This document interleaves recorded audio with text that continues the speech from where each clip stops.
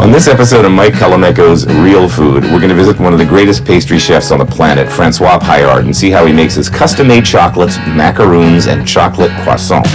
I'm Mike Colamecos, chef and food lover. Come with me and meet some of today's most interesting chefs and their crews that work in their kitchens.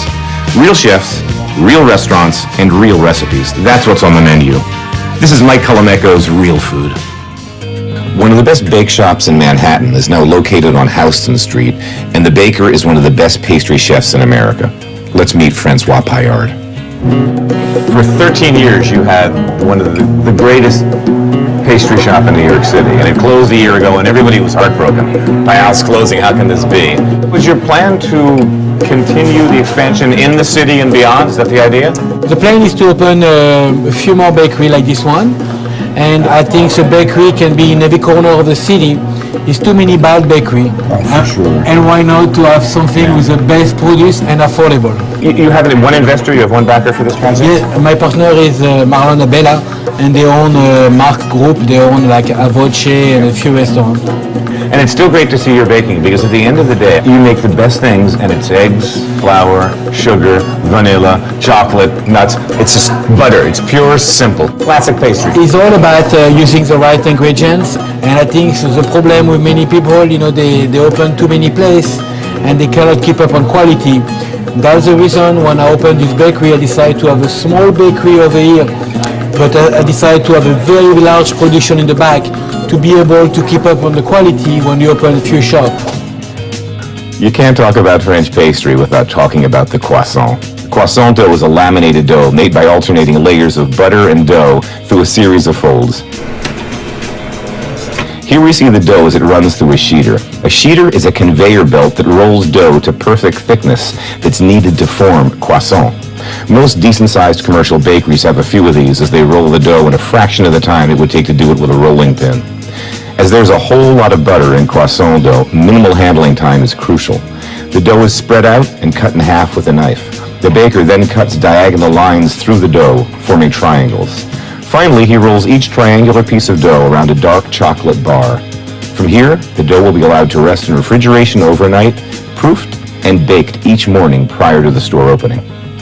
I always measure pastry shops by the simple things like croissant, and to me, Payard has one of the top 2 or 3 croissants in Manhattan. So, Francois, we're downstairs. This is the chocolate room. It just smells like, as soon as you open the door, it's chocolate, pure 101. It's like the Willy Wonka chocolate factory. Exactly. And I'm looking, you've got a rolling cart here with sheet pans, parchment paper, thousands of pieces of chocolate. Talk to me about this. This is daily production for you. Weekly. Each one is a ganache, and each ganache is different. This one, the customer wants a dark ganache, a little bit of vanilla beans, and a little bit of a touch of rum. That was a choice of the client. And we may do tomorrow a special box with their personalized logo. And on the other side, we have a special production just for us.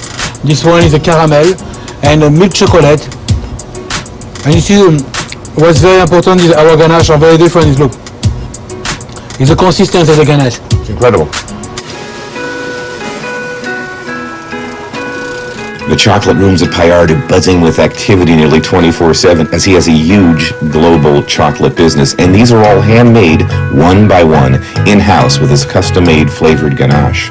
Today we're gearing up for a little chocolate-covered candy, and we're going to get to see the machine that holds gallons of temperature-controlled, tempered chocolate that enrobes the ganache.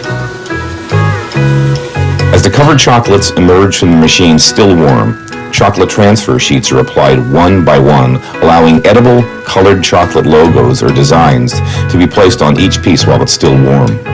Once these chocolates return to room temperature, the sheets are carefully peeled off, but the logo remains affixed.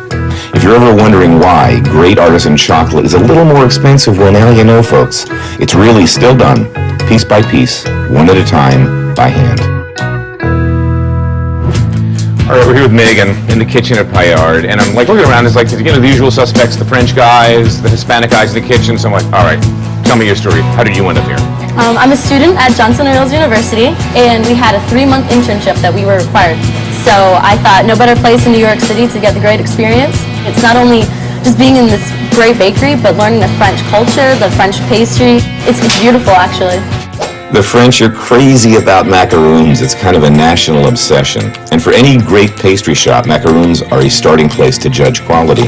As is so often true, simple things are the hardest to do right. And in the case of macaroons, there's only a few ingredients involved. Egg whites and sugar that combine to become meringue, almond flour and flavorings. A perfect macaroon should have a smooth, blemish-free outer surface, have a crunch but not be too dry. It's about flavor and texture and color. And if filled, they should have a nice, creamy center. At Payard, they start with Italian meringue, cooking sugar to 235 degrees. There are two ways to tell that sugar is the right temperature. The easy way is to use a candy thermometer. The old-fashioned way is to chill your hands in ice water and plunge your fingers directly into boiling 235 degree sugar, extracting a small piece and rolling it around literally until it forms a ball in your fingers. When the egg whites are whipped to soft peaks, the hot sugar syrup is slowly poured into the egg whites, drizzling down the side of the bowl to incorporate evenly. The egg whites are now super hot and they literally cook at this point. The hot meringue is allowed to come to nearly room temperature and provides a very stable base for his macaroons. The warm meringue mix is then folded in parts into the flavored almond flour. Today the flavor is cocoa.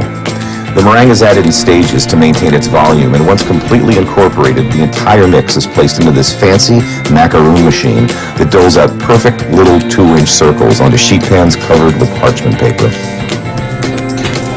They are then removed from the machine and given a whack to settle. Here we have an option to add sprinkles to give the macaroons extra flavor and texture. They're then allowed to sit a little while to form a slight skin on the exterior and baked very briefly at about 330 degrees, removed from the oven, allowed to cool, and then removed from the parchment. Today they're being filled with white chocolate ganache and refrigerated overnight to allow the ganache to soften the interior of the macaroons. So if you're in the mood for great macaroons in Manhattan, put Payard right at the top of your list. With Payard reopening on Houston Street, we have yet again one of the greatest bake shops in Manhattan back in business. Welcome back, Francois.